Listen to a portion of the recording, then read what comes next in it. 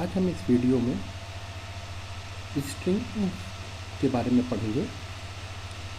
जैसा कि हमने पहले भी पढ़ा है, array is a collection of homogeneous data item, or we can say that the collection of similar data item। ये कंटिन्यूस मेमोरी लोकेशंस में स्टोर करने के लिए काम में आता है। यदि किसी एरे में डेटा टाइप अगर उसका कैरेक्टर हो जाए तो हम उसको स्ट्रिंग कहते हैं।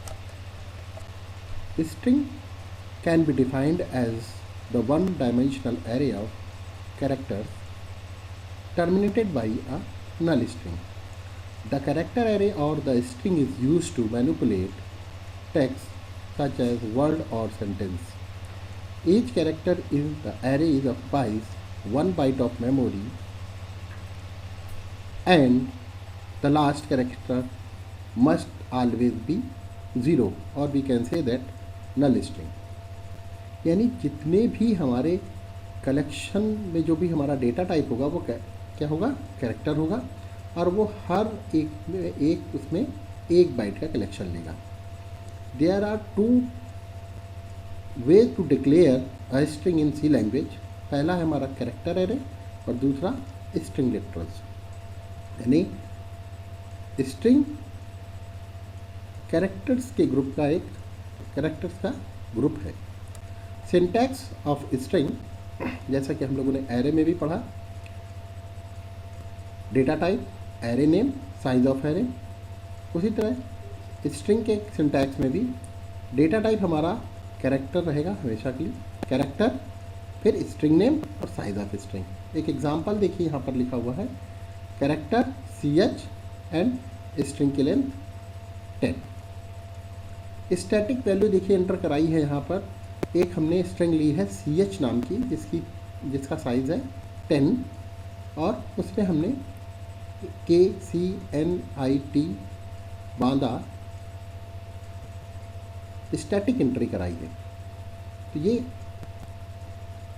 स्ट्रिंग को एंटर कराने का स्टैटिक मेथड है।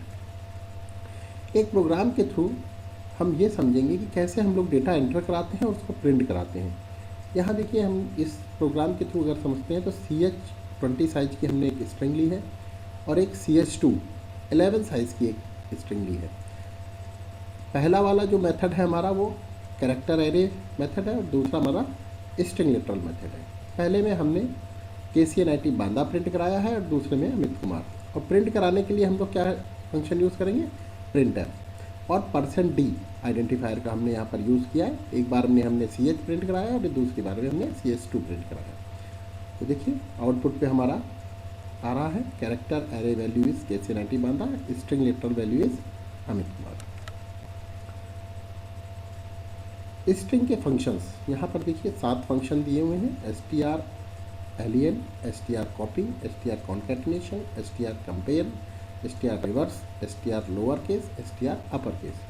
आइए इनको एक एक करके समझें। स्ट्रिंग लेंथ, यानी अगर कोई स्ट्रिंग दी हुई है तो उसका साइज़ यानी उसकी लेंथ निकाल सकते हैं इस फंक्शन की मदद से। str कॉपी, अगर हमें किसी एक स्ट्रिंग को दूसरी स्ट्रिंग पे कॉपी करना है तो str cpy से हम इसके कॉपी कर सकते हैं।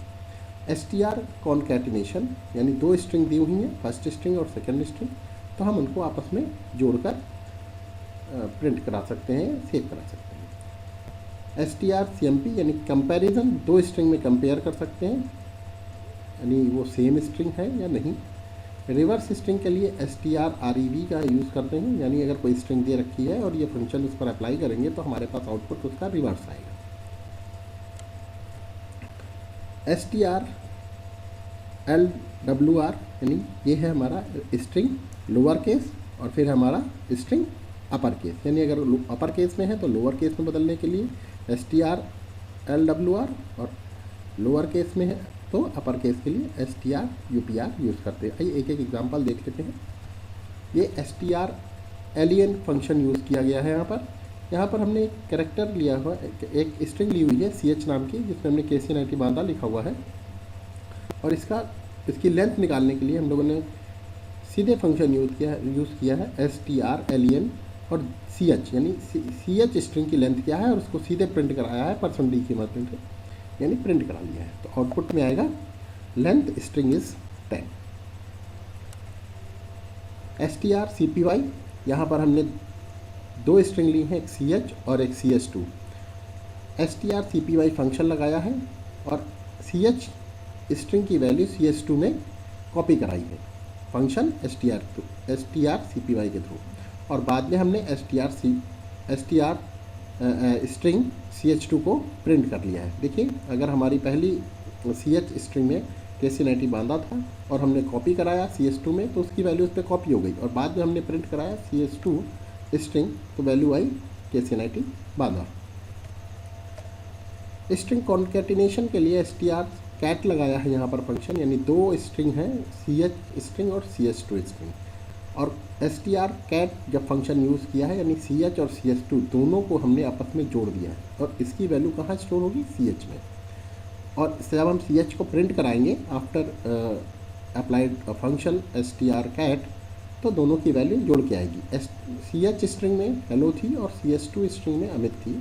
बाद में जब हमने इस पर फंक्शन अप्लाई किया और प्रिंट कराया cs, तो लिख कर आया, आउटपुट आएगा हमारा हेलो अमित। इसी तरह हम कंपैरिजन में देख लेते हैं कि जब भी हम str कंपैरिजन करा रहे होते हैं, तो दो स्ट्रिंग हैं हमारे पास, str1 str2, गेट्स फंक्शन के थ्रू। गेट्स भी हमारा स्कैनफ की तरह यहाँ काम करेगा।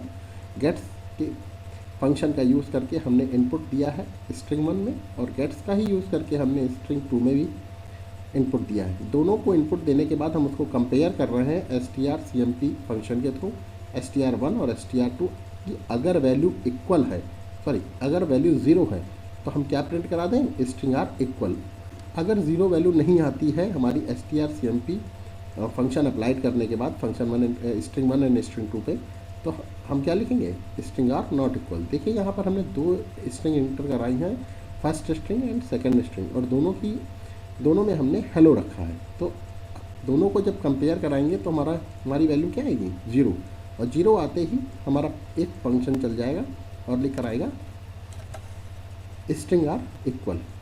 तो मुझे लगता है ये आपको समझ में आया होगा, कुछ स्ट्रिंग के फंक्शन और स्ट्रिंग क्या होती है, स्ट्रिंग को इसको हम कैसे एंटर कराते हैं। आज हमने स्टैटिक एंट्रीज देखी हैं, गेट्स के थ्रू हम लोग डायनेमिक एंट्रीज भी करा सकते हैं। आज के लिए बस इतना ही, थैंक यू।